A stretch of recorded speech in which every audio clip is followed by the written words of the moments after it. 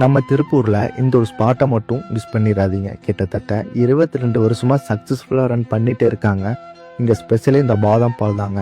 எவ்வளவோ ஸ்பாட்டில் ட்ரை பண்ணியிருக்கேன், என்னமோ தெரியல, இந்த ஸ்பாட்டோட பாதாம் பால் டேஸ்ட் வேறு எங்கேயுமே இல்லைங்க. எந்த ஒரு கெமிக்கலும் இல்லாமல் நல்ல முறையில் சக்ஸஸ்ஃபுல்லாக ரன் பண்ணிகிட்டு இருக்காங்க.